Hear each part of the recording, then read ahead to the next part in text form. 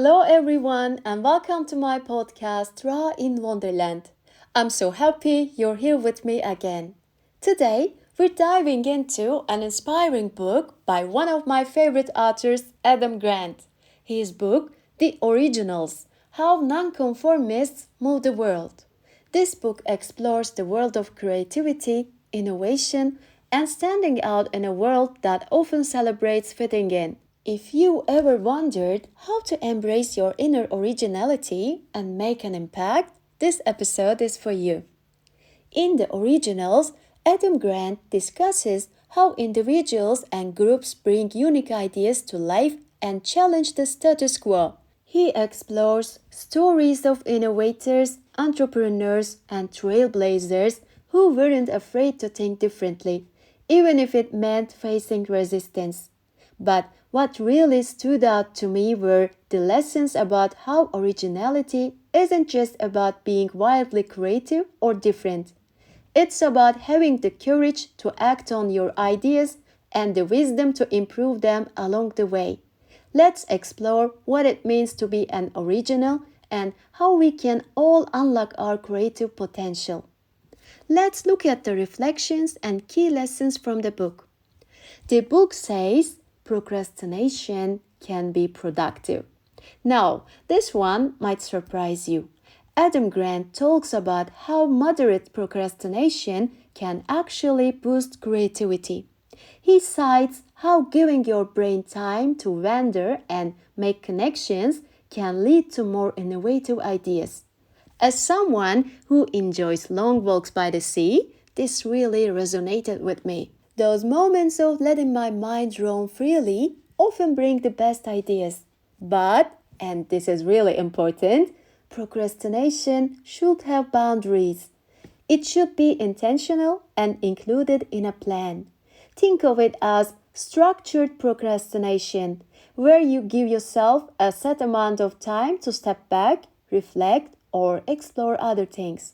Without boundaries, procrastination can spiral into avoidance, and instead of boosting creativity, it can hold you back. So, it's not about avoiding action altogether, but about knowing when to pause and when to push forward. And the next lesson: generate as many ideas as you can. Another powerful lesson from the originals is Adam Grant's emphasis on the sheer volume of ideas. He explains that to come up with truly groundbreaking concepts, you need to generate as many ideas as possible, without immediately judging or dismissing them. This is such an important boundary for being original. If we censor ourselves by thinking, this is so silly or this isn't worth anything, we might shut down ideas with real potential before they've had a chance to develop. Grant shares examples of prolific creators like Thomas Edison, who produced thousands of ideas, most of which never saw the light of the day. But among those ideas were world-changing inventions. The key isn't to get every idea right, but to create a space where ideas can flow freely. Later, you can sort through and refine them, but the act of generating ideas is where the magic begins. This resonates deeply with me because I've found that when I give myself permission to brainstorm freely, without fear or judgment, it leads to unexpected and exciting results. So, the next time you find yourself dismissing an idea, remember, originality often starts with embracing the silly, the crazy, and the seemingly impossible, from where brilliance can emerge. And the next lesson: embracing fear and doubt. Another powerful point is that even the most successful originals experience self-doubt. The difference is they don't let it stop them. Instead, they use that doubt as a motivator to refine their ideas and push forward. This reminded me of times when I hesitated to start a project like my English podcast series, but found clarity by taking small steps forward. Doubt doesn't mean your idea is bad.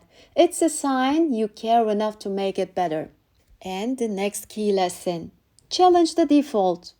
Grant encourages us to question the status quo and explore new paths. Whether it's in our personal lives or careers, the willingness to challenge the default can lead to breakthroughs. I started asking myself more often, what if there's a better way? This simple question has opened up so many possibilities for me.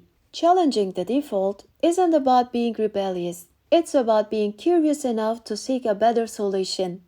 And the last lesson, diversity of thought fuels creativity. One of my favorite parts of the book is how collaboration with people who think differently from us sparks innovation. Grant shares fascinating examples of how diverse teams outperform homogeneous ones because they bring fresh perspectives and challenge groupthink. For me, this is a reminder to embrace differing opinions and seek out collaboration. Diversity of thought isn't just about inclusion, it's about creating the best environment for new ideas to thrive. So, what does it mean to be an original? It's not about being fearless or outrageously different. It's about having the courage to question, the patience to refine your ideas, and the determination to act on them.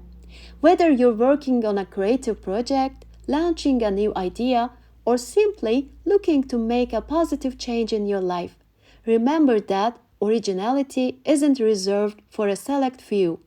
It's something we can all cultivate with intention and practice.